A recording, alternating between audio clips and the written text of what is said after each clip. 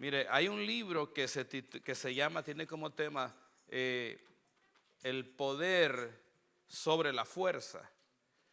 Y el escritor habla cómo Jesucristo vibraba.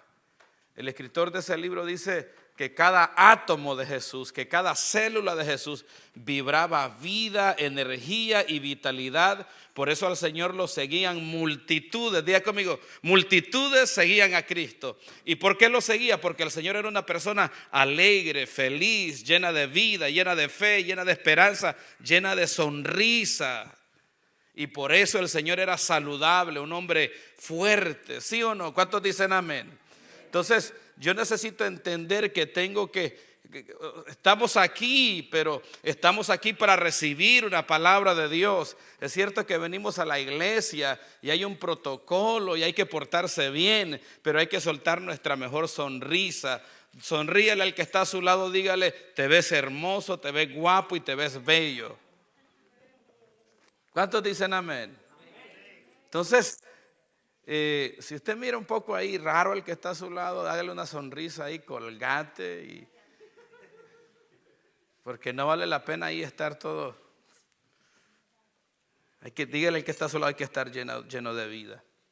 Si es que, bienvenidos a todos, espero que podamos juntos disfrutar este servicio y tener un tiempo agradable, que podamos aprender juntos y que que cuando nos vayamos de este lugar podamos irnos bendecidos, llenos de fe, llenos de esperanza, renovados, transformados, con motivación, con gozo, con alegría y con fuerza para seguir empujando en la vida, para seguir creyéndole al Señor, para seguir construyendo, trabajando, y que todo aquello en lo cual le estamos creyendo al Señor no se quede en el piso, sino que podamos levantarnos nuevamente y podamos creerle al Señor de que Dios hará algo maravilloso en nuestras vidas.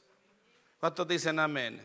Dígale al que está a su lado, yo me voy a ir de este lugar lleno de fe y lleno de esperanza. No hay donde ponerme esta cosita aquí. Póngamela, no sé, Scott, vení. Vamos a romper el protocolo un momento por mientras él me alinea este chunche, dicen por ahí. Casi vos sos sabio. Está cabal ahí.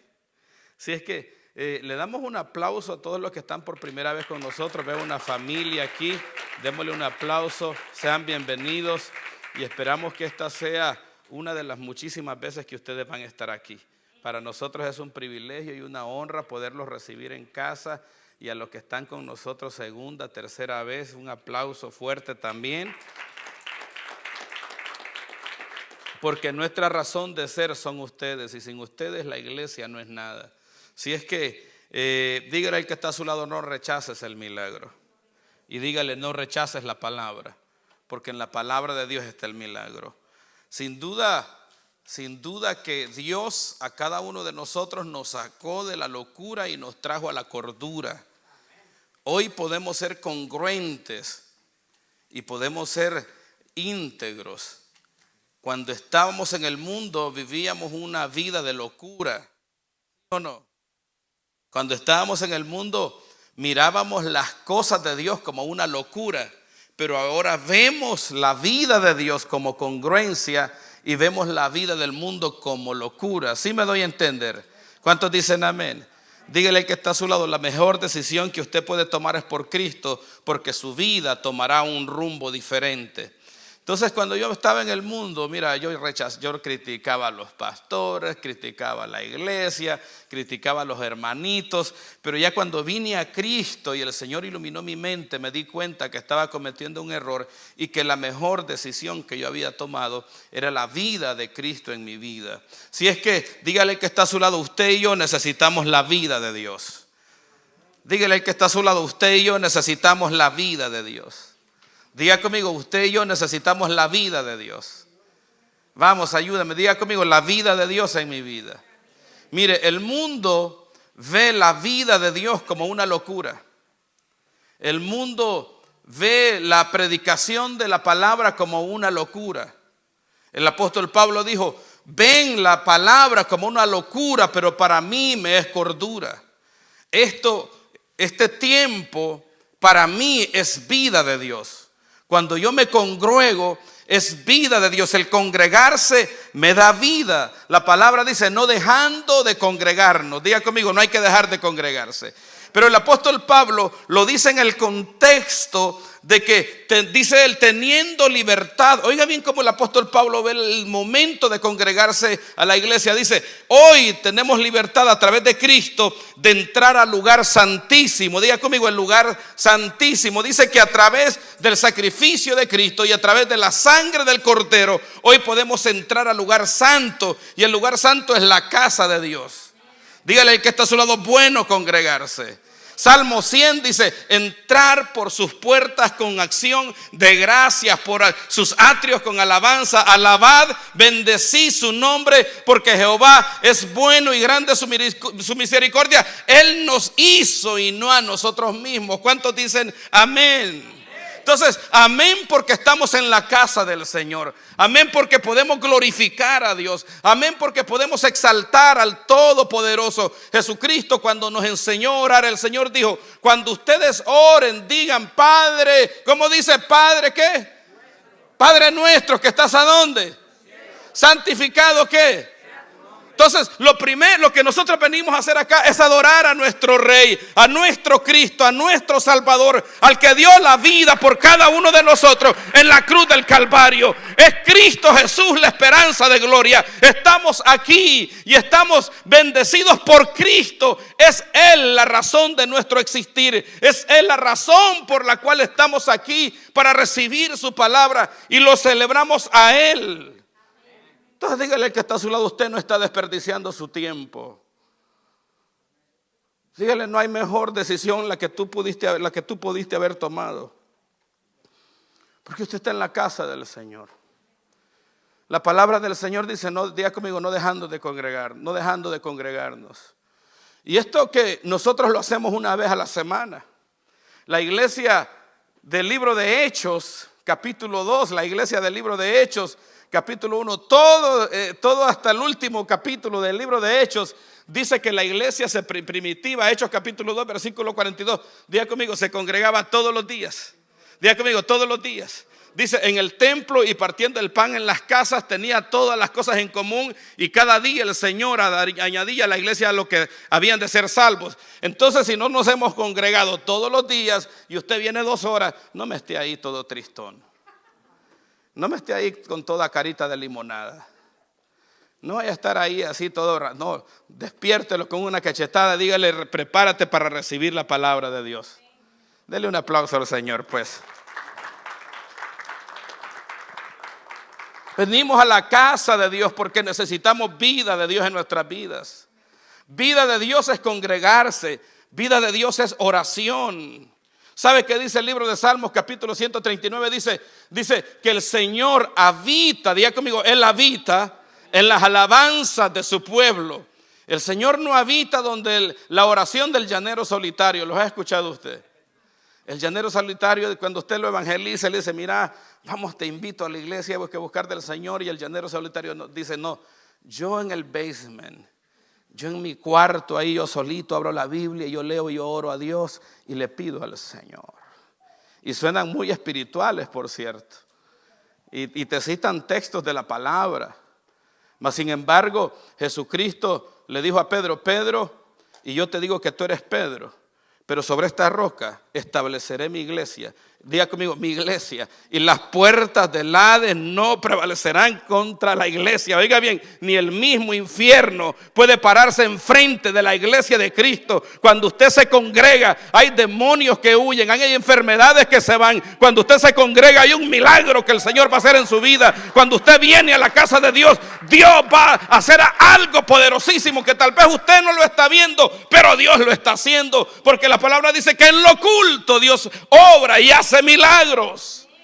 Entonces usted está aquí, se olvidó de sus problemas, tal vez está perdiendo un par de dólares, tal vez está perdiendo un proyecto, pero no importa porque su tiempo lo está sembrando en el Rey de Reyes y Señor de Señores, en el eterno Dios, en el poderoso Señor, y Él lo va a bendecir por eso. Jesucristo dijo, ¿de qué le sirve al hombre? ¿De qué le sirve al hombre si ganara el mundo y perdiera su alma?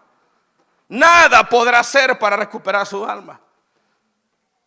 Imagínese que usted pierda la vida de Dios por estarse ganando $20 por un par de horas, por irse a meter a la laundry cuando es el tiempo de venir a la casa y adorar al Señor.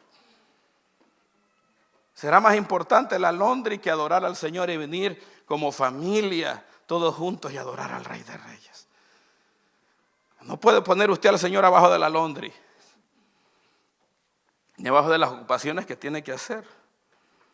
La vida de Dios es oración. Venimos y adoramos juntos al Señor. Usted viene y oramos por usted. Y una oración puede transformar todo el futuro de tu vida. Dígale al que está a su lado, una oración puede cambiar todo el futuro de tu vida. Un momento de oración, un momento de clamor, 2 horas de tu tiempo pueden cambiar 20 años futuros que a ti te restan por vivir, 30 años que a ti te restan por vivir, pero 2 horas tienen el poder de cambiarlos para que puedas vivir una vida óptima, una vida bendecida, una vida vital. Diga conmigo, yo quiero vivir una vida óptima. Usted no quiere estar solo con su esposo o con su esposa, sino que usted quiere estar con su esposo o con su esposa en un Edén, no en un infierno. No es lo mismo estar 2 juntos que estar 2 unidos y que sean una sola carne. Porque usted puede estar con su esposo y usted se siente contento, pero su esposo le dice, mira vieja, haz esto, ¿qué? Y la maltrata verbalmente, físicamente. Para así mejor no estar. Usted quiere estar en un lugar donde su esposo le diga, su esposa le diga, qué hermosa estás, vieja. Te voy a llevar a comer. Tomá, aquí está mi cheque, es tuyo. Este fin de semana mi cheque es tuyo. Esa es una vida conyugal óptima, donde cada uno se da por el otro. ¿Cuántos dicen amén? Entonces mi vida que me resta, la vida que me resta, solo en Cristo puede ser óptima. Y ahora vamos a aprender eso, porque hay 2 formas de vivir. Yo puedo vivir una vida óptima y una vida de vivir por vivir, pues. ¿Cuántos quieren vivir así? Así como que anda pegando, las circunstancias lo mueven. El hombre de doble ánimo, dijo el apóstol Pablo. Una circunstancia lo empuja a la otra circunstancia, un problema lo empuja al otro y es movido por los problemas de la vida, por las situaciones de la vida. Pusieron una ley en la ciudad de Baltimore, se va para otra, y luego pusieron una ley en otra ciudad y se va para otra, y anda movido por las circunstancias, los problemas, anda emigrando en su mundo pensante, en su mundo interior, y no tiene fundamento de vida. Nadie quiere vivir así. Mas sin embargo, cuando tú vienes a Cristo, diga conmigo, en Cristo, tu vida se optimiza. El Señor te prolonga la vida. Te vas a volver una persona fuerte, vital, longeva. ¿Cuántos longevos hay aquí? Esos que tienen 50 años, pero que parece que tienen 20 como yo. ¿Sí o no? Esos que tienen... Mire, pero hoy la sociedad de hoy es y vamos a hablar de eso, de una vida óptima. La sociedad de hoy, usted ve los jóvenes, etcétera, en la raza que usted los vea. Usted ve una persona, mire, yo conozco personas que tienen 30 y parece que tienen 50. Y hay algunos que tienen 80 y parece que tienen 20. Dígale que está a su lado, la vida de Dios me optimiza la vida. Todo cambia con el Señor. La vida que el Señor toca transforma. Y transforma para que esa persona pueda vivir óptima y se pueda ser diferente en el entorno de su vida. Quiero que vayamos a la palabra del Señor y vayamos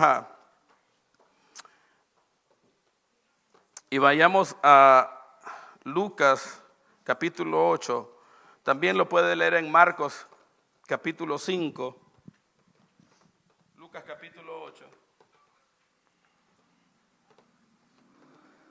Marcos capítulo 5, versículo 1, Lucas 8, versículo 26 y Mateo capítulo 8, 28. Es muy importante leerlo en esa sincronía de los evangelios. Cuando usted lea la Biblia, usted busca un versículo, lea Lucas, vea Marcos. Por ejemplo, esta historia de este hombre gadareno la encontramos en Mateo, capítulo 8. Mateo escribió para los judíos y luego, por esa misma razón, Mateo no se enfoca tanto en el evento. Mateo en lo que se enfoca es en hacer un match entre el Viejo Testamento y el Nuevo. Cuando usted lee a Mateo, usted siempre que Mateo viene como fue escrito, y él va al Viejo Testamento porque él está escribiendo para los judíos. Marcos escribe para los gentiles y Lucas escribe para los filósofos. ¿Cuántos filósofos hay aquí? Entonces, no lo vamos a leer en Mateo porque eso es para los judíos, ni tampoco en Marcos porque es para los gentiles, sino que lo vamos a estudiar en Lucas, que es para los griegos, Platón y todos esos griegos filósofos, por si hay algún filósofo aquí, lo cual es bueno filosofar, no tiene nada de malo. El problema es que el filósofo se llena de mucho argumento, se llena de mucho razonamiento. 1 más 1 tiene que ser 2. ¿Sí me doy a entender? Entonces, Lucas escribe para los griegos, porque en el tiempo de Jesús, antes de Jesús venir al mundo, los griegos gobernaron en ese tiempo y ellos marcaron la historia. Entonces, Lucas nos habla con mucho detalle, porque al filósofo, al que razona, necesita el detalle a cabalidad. Y por eso lo vamos a leer ahí. ¿Cuántos dicen amén? ¿Cuántos quieren los detalles? Hay personas que para creer necesitan el detalle, con exactitud como fue, tienen que entenderlo todo y hay que ir hasta allá, hasta el Génesis. Pero hay otros que no, otros que simplemente lees el versículo del Nuevo Testamento y dicen amén, gloria a Dios, y creen sin haber visto. Amén. Entonces vamos a estudiar la historia esta historia real del endemoniado gadareno, Jesucristo, y todo lo que sucedió. No lo vamos a leer todo al inicio, sino que vamos a irlo leyendo por partes, para que podamos tener una mejor percepción de lo que vamos a compartir hoy y así podamos ser bendecidos. Lucas capítulo 8 versículo 26 dice así: y arribaron a la tierra mejor vamos al 25 para poderlo, porque déjeme ver si puedo abrirla, quiero que lo podamos leer un poquito mejor y podamos tener una mejor comprensión de lo que vamos a estudiar y de lo que vamos a compartir. Lucas 8. Lucas 8:22. Lo vamos a leer en Lucas 8:22 para entender esto.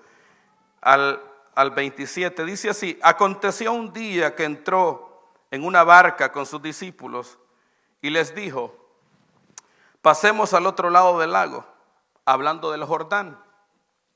Y partieron, pero mientras navegaban, él se durmió.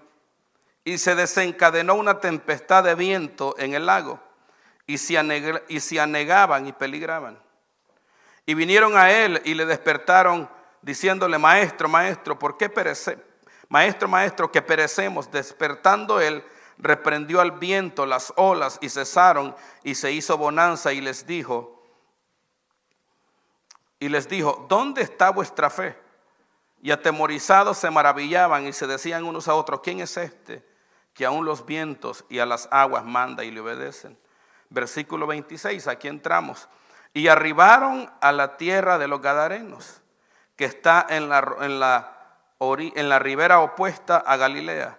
Al llegar él a tierra, vino a su encuentro un hombre de la ciudad. Diga conmigo: un hombre de la ciudad, endemoniado, que desde hacía mucho tiempo, y no vestía ropa ni moraba en casa, sino en los sepulcros. Este, al ver a Jesús, lanzó un grito y postrándose a sus pies exclamó a gran voz: ¿qué tienes conmigo, Jesús, Hijo del Dios Altísimo? Te ruego que no me atormentes. Punto. Y después vamos a continuar con todo lo que se da en la historia. Una de las primeras cosas que quiero realzar es que Jesucristo viene, cruza el Jordán en una barca y va hacia la tierra de Gadara. Lo primero que Lucas dice es que arribaron a la tierra de los Gadarenos. Diga conmigo: la tierra de los Gadarenos. Y en esa tierra de los Gadarenos, inmediatamente que Jesús baja de la barca, vino un hombre de la ciudad. Diga conmigo, un hombre de la ciudad. Y cuando el hombre de la ciudad viene con un problema mental, emocional y psicológico. Estaba el tipo endemoniado. Entonces, Jesucristo, lo primero que el escritor Lucas dice es que ese hombre aparece en la tierra de los Gadarenos. Diga conmigo, la tierra de los Gadarenos. Cuando nosotros estudiamos la tierra de los Gadarenos, oiga bien, es que esto es para los filósofos, porque ahí vamos a entrar en detalle. Entonces, mire, la psicología de las masas dice de que como son sus habitantes, así es la ciudad. Como es cada miembro de una ciudad, así es la ciudad. Por ejemplo, ¿cuántos han viajado al Bronx, Nueva York, a Queens, Nueva York y a alguna parte en Nueva York? Usted mira a la gente que es idéntica y todos andan aquí. Y que me robaron, todos andan ahí con una histeria de que cualquier momento algo va a suceder, porque así es la ciudad. Si usted va a Manhattan, ya usted anda viendo todo, y todos andan así. ¿Sí o no? Entonces, así como es la ciudad, así son sus habitantes. Entonces, el gadareno venía endemoniado, y ese gadareno solo está reflejando algo que la ciudad es. ¿Está conmigo? Así como son los padres, así son los hijos. Si los padres se agarran del pelo en la casa, así serán los hijos también. Porque psicológicamente, científicamente está comprobado que cuando una familia se comporta de cierta manera, tiene ciertos rasgos de comportamiento, así serán los hijos. ¿Está conmigo? Dígale a su esposa, a su esposo, así es que pórtate bien de hoy en adelante. Pues imagínate las palabras que me decís, las que me va a decir mi hija cuando crezca. Entonces el Señor viene a la tierra de los Gadarenos. Cuando nosotros vamos y leemos la Biblia, oiga bien, en Números capítulo 32, y se lo voy a leer, dice así, Números 32, 1:16. Los hijos de Rubén, los hijos de Gad, tenían una muy inmensa muchedumbre de ganado y vieron la tierra de Jazer y de Galaad.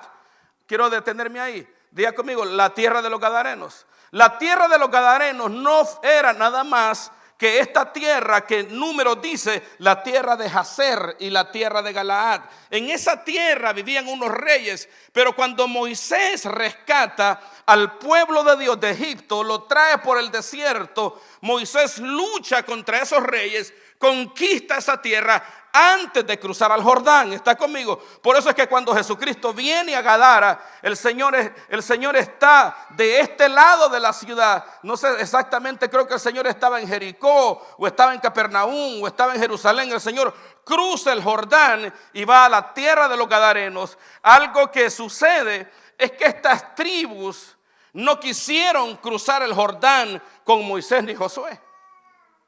Entonces, cuando Moisés conquista esa tierra, antes de entrar a la tierra prometida, cuando Moisés conquista, Moisés muere y delega a Josué. Entonces, cuando Moisés muere, Josué está lamentando la pérdida de su caudillo. Y Dios le habla a Josué en Josué capítulo 1 y le dice: Josué, levántate, es tiempo de entrar y conquistar la tierra. Entonces Josué se levanta porque había estado lamentando, pero en ese mismo momento que Josué se levanta, vienen las tribus, viene la tribu de Gad, que de ahí vienen Gadarenos. Era una tribu del pueblo del Señor, era una tribu de las 12 tribus. Y las 12 tribus tenían que entrar juntos a conquistar la tierra. ¿Sí me doy a entender? Tenían que luchar juntos a conquistar la tierra. Entonces vienen y le dicen a Moisés y a Josué: miren, nosotros no vamos a ir con ustedes a conquistar la tierra. Moisés, ¿por qué razón? Porque la tierra que tú ya conquistaste, esta tierra que está a este lado del Jordán, es tierra buena. Diga conmigo, tierra buena. Tierra apropiada para el ganado. tierra apropiada para levantar lo que es nuestro, tierra apropiada para nuestra familia. Ya hay casa, ya hay fortificaciones, ya todo está bien. No cruzaremos contigo, nos quedaremos en esta tierra. Entonces, esa tierra de los gadarenos nada más refleja la condición de la ciudad. ¿Qué fue lo que pasó en ese tiempo entonces con Josué? Que el pueblo, que esas tres tribus, la tribu de Gad principalmente, la tribu de Rubén y la media tribu de Manasés, decidieron por su propia prosperidad. Decidieron para ellos mismos. No fue una tierra que Dios les dio, fue la decisión que ellos tomaron de quedarse ahí. Entonces ellos le dicen a Moisés y Moisés se enojó tanto, se airó tanto porque él pudo ver cobardía en ellos y les dijo él, ¿cómo es posible que ustedes, hoy que hemos conquistado esta tierra, ustedes decidan quedarse cómodos aquí? Y tenemos 9 tribus más que van a entrar a la tierra prometida, van a luchar contra los gigantes, van a creerle a Dios, van a acampar en el desierto, van a levantar el tabernáculo. ¿Cómo es posible que ustedes tomen esa decisión ahora que estamos a punto de entrar a pelear y tomar la tierra prometida? Entonces los tipos por vergüenza, por pura vergüenza le dijeron a Moisés, mira Moisés, está bien, tenés razón. Vamos a ir, pero solo los guerreros. Y nuestros hijos, nuestras mujeres, nuestras familias, nuestro ganado se quedarán aquí. Solo danos tiempo, Moisés, para construir ciudades fortificadas. Por si el enemigo viene, hemos protegido todos nuestros bienes. Entonces, la tierra de los gadarenos era una tierra avara. De gente que desde el momento que se fundó esa tierra no les importó Dios. Ellos prefirieron estar cerca del ganado y de sus pertenencias que seguir al arca del pacto. ¿Está conmigo? Cada vez que el arca del pacto cruzaba el Jordán, ellos decidieron quedarse alejados de Dios. Se quedaron alejados de la nueva Jerusalén, de la tierra de Dios, de la tierra donde el Rey de Reyes vendrá nuevamente. A ellos no les importó eso, a ellos les importó más su ganado, más sus riquezas, más seguridad, antes que arriesgarse con el pueblo del Señor. No les importó. Rechazaron el milagro desde aquel entonces. Ignoraron y desobedecieron a Dios. Dígale que está a su lado, la condición de una ciudad no es nada más que el reflejo de sus habitantes.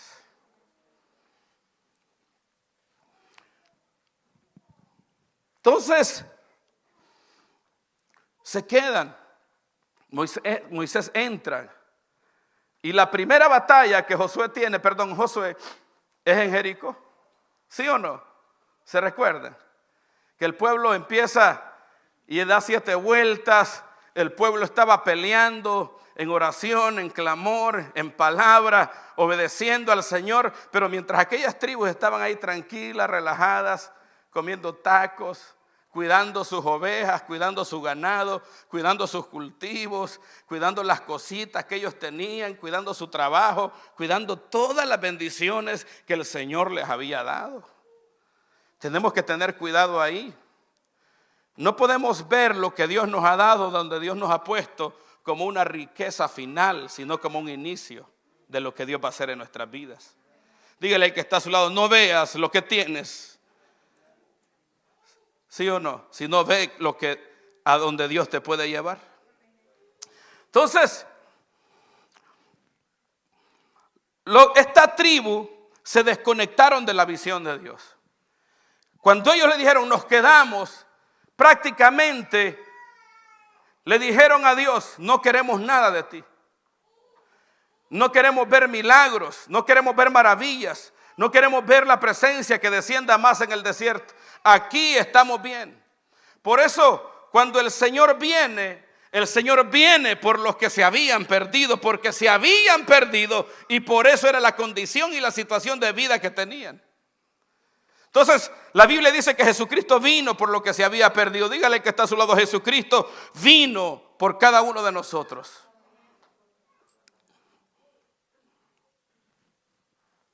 Esto mismo le pasó a Débora cuando leemos el libro de Jueces.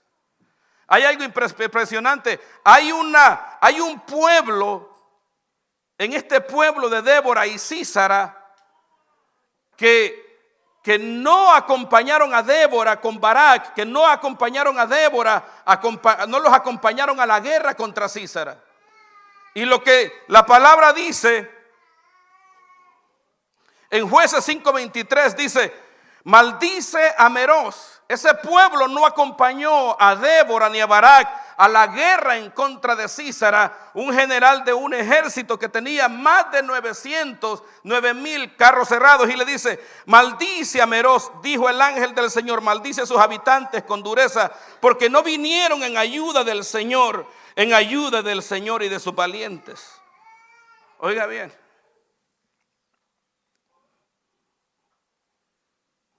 Entonces, la tierra de los Gadarenos fue una tierra desde el momento que se fundó, no reconoció al Señor. Ellos decidieron: no queremos nada con Dios. La pobreza no es el resultado la pobreza no es el resultado de una vida, oiga bien, la pobreza nada más es el resultado de una vida sin Dios. Si Dios no está en mi vida corre peligro. Número 2, el hombre, oiga bien, cuando Jesucristo baja de la barca, nosotros podemos ver dos hombres: un hombre lleno del Espíritu y un hombre afectado por las tinieblas. Dice la Biblia, un hombre de la ciudad. Entonces, así como es la ciudad, así se vuelve la gente. Así como es el país, así son sus habitantes. Estados Unidos es el país con las estadísticas más altas con gente en depresión, con gente con bipolaridad. Un bipolar es aquel que de repente está alegre, sonriendo, y segundos después lo ves hecho el diablo. Y vos te preguntás: ¿y qué le pasó? El problema es que el sistema, oiga bien, el sistema presiona, el sistema oprime. Estamos en un sistema de que si nos metemos a querer fluir como el sistema, no vamos a poder progresar ni vamos a poder prosperar. Entonces nosotros vemos dos hombres: vemos a un hombre nacido de Dios, que es Cristo, y vemos al hombre nacido del sistema. Por eso tenemos que tener cuidado en cómo estamos laborando en nuestra vida. Necesitamos tomar en cuenta a Dios día, mañana, tarde y noche, en todo tiempo de entre la semana, en nuestros labores, en nuestras amistades, en los deportes. Dios tiene que estar presente con cada uno de nosotros. Dice que ese hombre tenía un espíritu inmundo. Diga conmigo: espíritu inmundo. Un hombre de la ciudad. Al final de la historia, Jesucristo le dice: regresa con los tuyos. ¿Está conmigo? Entonces, si le dice regresa con los tuyos y era un hombre de la ciudad, significa que un día fue una persona normal. ¿Sí o no? Algunos de ustedes han hecho cambios. Unos han hecho cambios a bien, otros a mal. Otros se portan mucho mejor de lo que lo hacían antes, y otros se portan mucho peor de lo que se portaban antes. ¿Sí o no? Entonces, ¿qué es lo que pasa?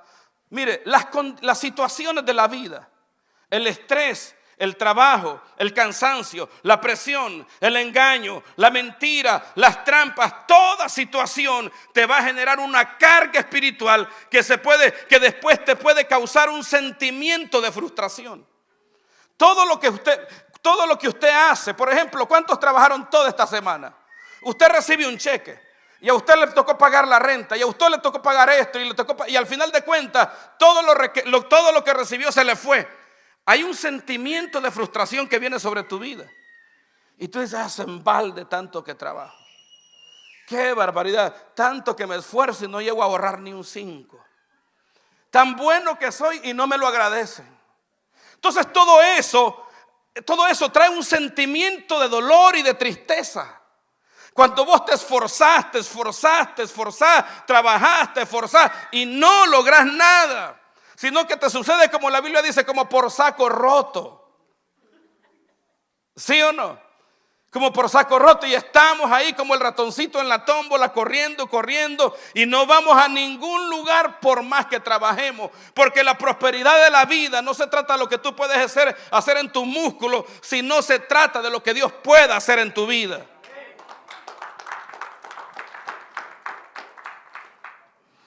Entonces, todas las situaciones complejas de la vida pueden causar un trauma mental en ti. Los gadarenos decidieron abandonar a Dios desde que esa tierra fue fundada. Decidieron hacer las cosas en su fuerza, en su músculo, en sus habilidades. Oiga bien, cuando leemos Números 32 dice que tenían ganados y grandes cultivos y la tierra era hermosa, pero cuando Jesucristo viene, los tipos pasaron de ganado a cerdos. Ya no eran vacas, eran chanchos. ¿Qué es más caro, la vaca o el chanchito? ¿Qué carne es mejor? ¿La de la vaca o del cerdito? ¿Quién me va a invitar a un ribeye steak después del servicio? O yo lo invito a usted. Entonces, los gadarenos pasaron de reses, de abundancia de reses, a cuidar cerdos. Porque desde el momento que decidieron no seguir la presencia, desde el momento que no se dieron a arriesgarse para conquistar lo que Dios les había prometido, desde ese momento entraron en una paulatina pérdida de todo lo que Dios les había entregado, hasta que llegó a un punto que lo perdieron todo, porque el Señor, la palabra dice que el Señor permitió que los cerdos, los demonios se fueran a los 2000 cerdos, y los 2000 cerdos se fueron a la mar. La economía se terminó de destruir. Porque sin Dios todo lo que tú construyes va a caer. Todo lo que tú haces va a caer. Entonces, el Señor tiene un encuentro con ese hombre. Pero el problema no era tanto el endemoniado, sino que la ciudad, sus habitantes, toda la ciudad, toda la gente de Gadara había decidido abandonar al Señor. Dios no estaba ahí. Y tuvieron una única oportunidad, que el Señor se apareció. Y el Señor llega, y mira el endemoniado. Y el Señor iba por él, pero también iba por sus habitantes. Y el Señor mira al endemoniado. Y el endemoniado le dice: ¿qué tienes con nosotros, Jesús? Jesús, Hijo del Dios Altísimo. No nos atormentes más. Y dice la Biblia, y dice Lucas, que el Señor en su espíritu lo estaba echando fuera, por eso se sentía atormentado.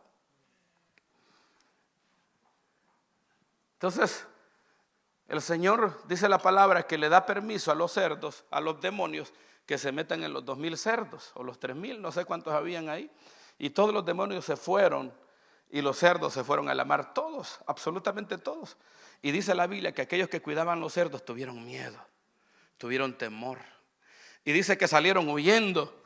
Y fueron a la ciudad y le fueron a decir a los citadinos de la ciudad de la Decápolis: hemos visto un milagro escandaloso. Ese hombre que ustedes ya conocen fue libre, los demonios salieron de él y se metieron en nuestra economía, y los cerdos se fueron a la mar. Vamos para que le echemos. Y dice que no recibieron a Jesús, sino que lo echaron fuera. Qué triste historia. Dios no puede hacer nada cuando un corazón se cierra.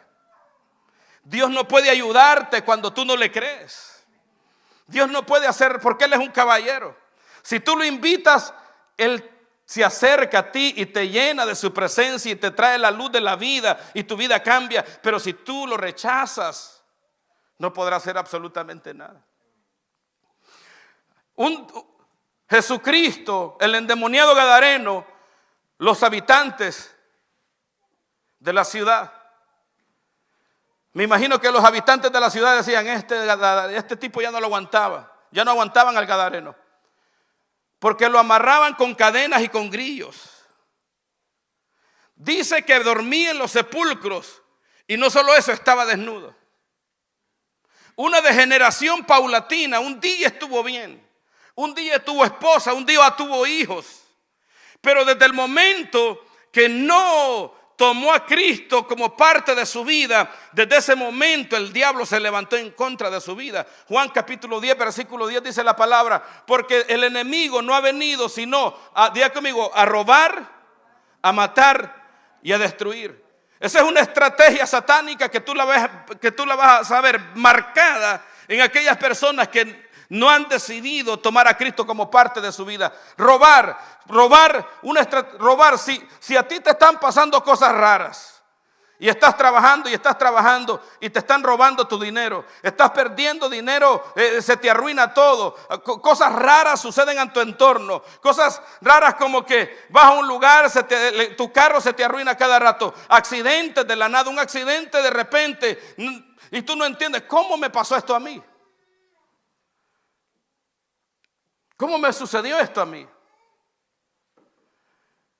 Entonces, ese robar te mete a la segunda estrategia de las tinieblas, que es matar, porque desde el momento que tú permites un sentir de aflicción, de tristeza, donde pierdes la alegría y la felicidad de la vida por los malos acontecimientos que suceden, corres peligro de entrar en una segunda etapa.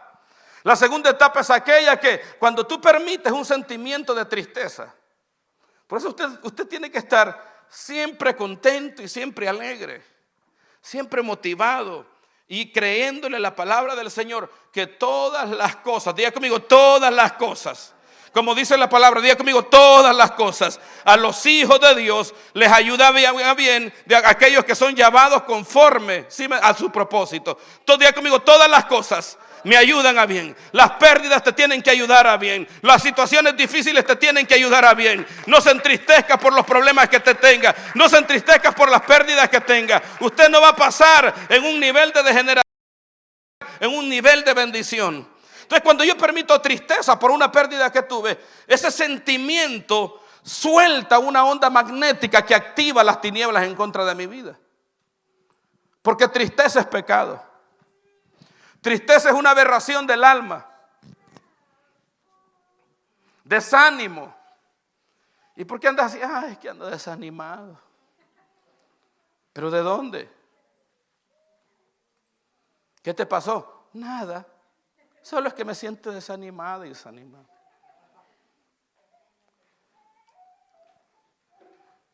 Comprobado científicamente que cuando tú permites ciertos sentimientos se enferman tu cuerpo. Enfermedades psicosomáticas. ¿Está conmigo? Y de ahí hay tinieblas que se levantan en contra de tu vida. Este gadareno había pasado de estar sin Dios a perderlo todo, porque perdió casa, perdió vestimenta, perdió absolutamente todo lo que tenía. Todo, se quedó sin nada. Y al momento de quedarse sin nada, perdió la cordura, perdió la congruencia, perdió la sabiduría, perdió la inteligencia. Estadísticamente, la psicología dice que aquellas personas que corren riesgos de tener trastornos mentales son aquellas personas que sufren estreses en la vida, que sufren abusos sexuales, físicos y verbales. Por eso nosotros tenemos que tener cuidado cómo le hablamos a los demás. Usted tiene que tener cuidado cómo usted le habla a su hijo, porque su hijo es un ser espiritual. Si usted le habla bien, mira hijo, estás hermoso, estás bello, aunque ande charraludo, ¿va? Entonces usted estimula el espíritu de ese hijo que usted tiene. Estimula su espíritu. Pero si usted le dice, qué guirro más burro, qué cipote más, usted lo está inhibiendo, usted lo está maltratando, internamente lo está haciendo pedazos, y esos abusos verbales van a traer tinieblas sobre su vida, al punto que ya no van a ser tanto los abusos verbales que vos soltés, sino que van a ser las tinieblas que tú mismo desataste con tu boca.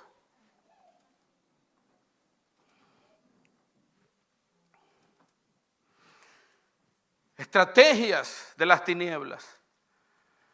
El gadareno nada más era el producto del sistema. Que nada más es el producto del sistema.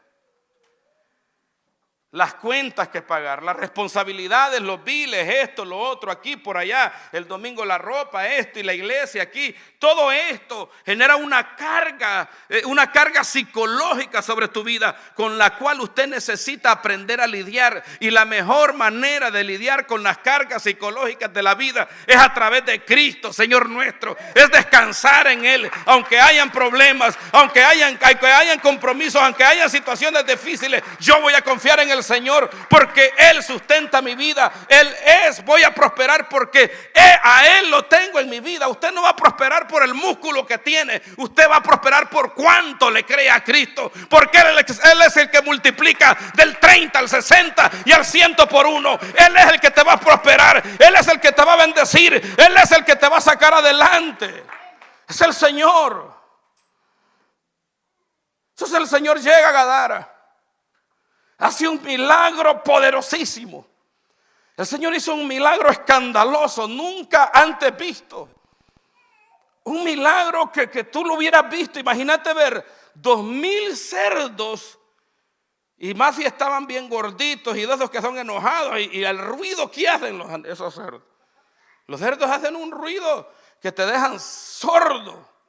Fue un milagro escandaloso en una ciudad llena de incredulidad, de avaricia.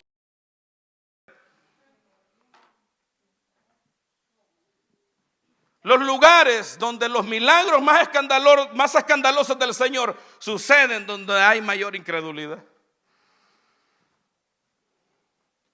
Terrible.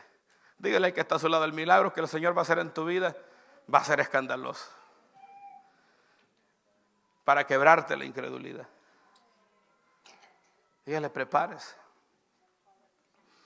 Tenemos que creerle al Señor. La vida de Dios en un hombre, en un hijo de Dios, es una vida de milagros. Diga conmigo, la vida de Dios es una vida de milagros. La vida de Dios es una vida de milagros. Génesis capítulo 12 dice que Él no descansará. Dios le dijo a Abraham, hasta que yo no haga todo lo que tengo que hacer en tu vida, no te dejaré, no te soltaré hasta que yo cumpla lo que he prometido contigo. Hasta que Él no haga todo lo que Él ha predestinado a hacer en tu vida, no te dejará en paz. Él hará milagros gloriosos. La vida de Dios es una vida de fe. Es una vida de milagros. Por eso Hebreos dice que todo aquel que se acerca a Dios le es necesario creer que Dios es galardonador. Diga conmigo, Dios es galardonador de los que le buscan. Los milagros no son accidentes. Los milagros son acontecimientos que te suceden cuando tú te predispones a buscar el milagro. Denle un aplauso al Señor. Vamos, déselo fuerte.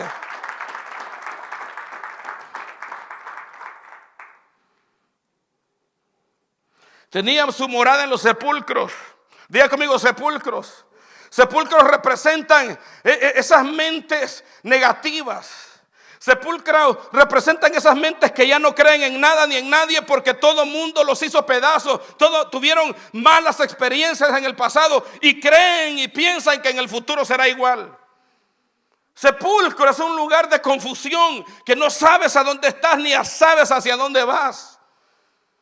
Porque estás viendo la vida con tu lente de vida, no con el lente de Dios, no con el lente de la palabra. Usted no puede poner en perspectiva su vida. Usted necesita ver la vida con el lente de la palabra de Dios y le irá bien. Viví en sepulcros. Sepulcros es vivir sin Cristo. Y si no está Cristo, yo estoy sin esperanza. Sepulcros es ser presa fácil de las tinieblas.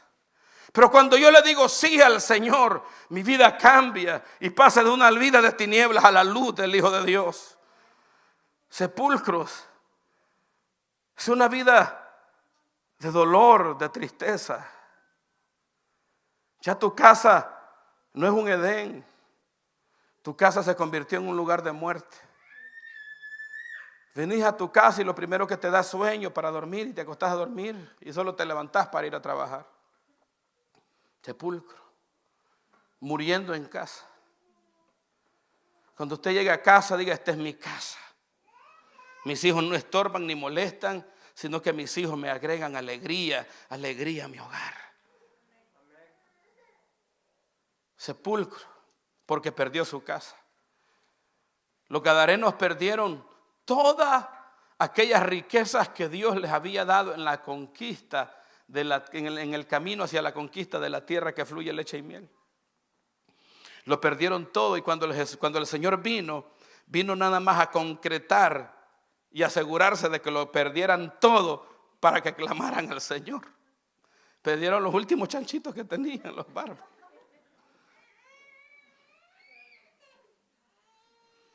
Sepulcros. Dice que no tenía ropa, no tenía casa, lo perdió absolutamente todo. Ya no tenía nada. Su vida era una vida de dolor, una vida de desánimo, una vida de tristeza, porque Lucas dice que andaba en los montes y en los cementerios y lloraba y clamaba por la impotencia que tenía al no poder ser libre. No tenía el control de sus actos, de sus pensamientos, ni de su vida. Él se quedaba a donde las circunstancias lo llevaban. Una vida de pérdida total, porque un día sus antepasados decidieron no creerle al Señor. Psicológicamente comprobado que la condición de vida de un joven también depende de la carga genética de sus padres. Si sus padres fueron unos hombres llenos de fe, de esperanza, esa carga genética va a pasar sobre sus hijos. Pero si sus padres fueron incrédulos, rechazaron a Dios con su vida y no hicieron absolutamente nada por la vida espiritual de sus hijos, esa carga genética sus hijos la recibirán. Trastornos mentales son el resultado de una carga genética de los antepasados, y también eso colaboró para que el endemoniado gadareno estuviera como estaba. Dígale al que está a su lado: pero Jesucristo vino a dar, diga conmigo, el Señor vino a darnos vida y vida en abundancia. Entonces, el endemoniado gadareno, dice la Biblia, que quedó en su juicio cabal después que el Señor lo liberó. Diga conmigo: en su juicio cabal. Y él le dijo al Señor: Señor, déjame ir contigo. Él quería estar con Jesús, aquel que había sido despreciado, aquel que lo había perdido todo, aquel que no tenía nada, aquel que era la burla de su ciudad, aquel que estaba sumido en suma pobreza. El Señor tocó su vida y transformó su vida y le dijo: Señor, yo quiero ir contigo a donde tú vayas. Pero más sin embargo, oiga bien, los habitantes de la ciudad tuvieron temor porque los chanchitos se habían ido. El Señor Jesús había atentado contra su economía. Nunca veas la vida de Dios, el ofrendar, el diezmar, la oración, la fe, como un atentado en contra de tu vida. Cristo no viene a traerte desgracia. El diablo vino a matar, hurtar, a destruir. Cristo vino a prosperarte. Cristo vino a bendecirte. Cristo vino a sacarte adelante. Cristo vino para que todo lo que tú construyas permanezca y no se caiga como un juego de dominó. Diga conmigo: Cristo es mi mejor decisión. No se confunda. No dude que esta es la mejor decisión que usted ha tomado en su vida: creerle al Señor. Ahora, el ex endemoniado gadareno estaba en medio de los que aparentemente eran cuerdos, y echaron a Jesús fuera de sus contornos y le dijeron: Jesús, no te queremos aquí. Y dice la Biblia que el Señor simplemente se volvió y se fue y los dejó sumidos en su incredulidad, en sus razonamientos y en su pobreza espiritual. Pero el Señor, en su eterna misericordia, les dejó a uno de los suyos. Y el Señor le dijo al gadareno: mira, no tenés que ir, yo no quiero que vayas conmigo, yo quiero que vayas a los tuyos. Yo quiero que les prediques la palabra. Yo creo que tú les digas cuántas cosas grandes ha hecho el Señor contigo. Le dijo, ve a los tuyos, dígale al que está a su lado, háblele a los suyos de las cosas grandes. Háblele a sus hijos cómo ha sido Dios con usted. Siémbreles fe a sus hijos, no les siembre incredulidad. Cuando salga de la iglesia, no vaya hablando, ay, qué feo estuvo el servicio, no sentí la... No, hable feo, el servicio estuvo lleno de la gloria de Dios. Mi casa, esta es mi casa de oración. Venimos al lugar correcto. Este es el mejor lugar del mundo. Cuando usted se vaya de aquí, cuando usted esté en su hogar, hable fe y obedezca la palabra. Vaya a los suyos y dígale cuántas cosas el Señor ha hecho conmigo, cuántas cosas el Señor ha hecho en su vida. Antes estaba loco, hoy estoy cuerdo, hoy estoy lleno de vida, hoy estoy lleno de fe, hoy estoy lleno de esperanza. No vea la vida de Dios como una locura. Vea la vida de Dios como congruencia, como algo sabio. Esta es la decisión más sabia. Dígale al que está a su lado, esta es la decisión más sabia que yo he tomado en toda mi vida. Eso de andar creyendo en los demonios, yo no creo en eso, en los demonios, pastor. Esos demonios son de mentira. Esa es una creación de mentes débiles para poder someter a las personas y para tenerlos en la iglesia. El mundo espiritual es real. El Señor es real. Él ha prometido estar con nosotros todos los días de nuestras vidas. Mateo capítulo 28. Dígale que está a su lado, el Señor Jesús está contigo todos los días de tu vida. Nunca te dejará, nunca te abandonará. No retrocederás por Él aunque estés a punto de tirar la toalla. No dejarás de creer aunque te llenes de argumentos incrédulos. No dejarás de congregarte aunque te sientas que te estás muriendo y no deseas buscar del Señor. No dejarás de predicar la palabra aunque sientas vergüenza, pero el Señor te va a impulsar a que hables de sus maravillas y a que hables de sus grandezas. Dele un aplauso al Señor. Aleluya. Póngase de pie. Yo quiero invitarlo en esta tarde a que le crea al Señor. A que usted conmigo podamos creer juntos que si decidimos, que si nosotros tomamos una decisión por Cristo, nuestras vidas van a tener un cambio radical. Señores, Jesucristo, la palabra dice, no es con espada, no es con ejército, sino con su Santo Espíritu. Usted va a prosperar, usted va a salir adelante porque usted decidió hacer parte a Cristo de su vida. A usted no le va a ir bien por cuánta sabio sea, por cuánta plata usted va a hacer. Usted le va a ir bien porque usted decidió por Cristo. ¿Cuántos dicen amén? Mire, uno de los más millonarios en los Estados Unidos, Steve Jobs, el fundador de Apple, murió. Y él lamentó mucho su muerte. Y no había en sus labios un lenguaje de fe con el cual él pudiera luchar contra aquellas tinieblas que vinieron. Dios le pudo haber extendido la vida, pero Dios permitió que llegara hasta ahí. Y todo el imperio que él construyó, ¿a dónde quedó? No se lo llevó con él. Quedó en manos de gente extraña. Gente que tal vez él no conoce. Murió muy joven, lamentablemente.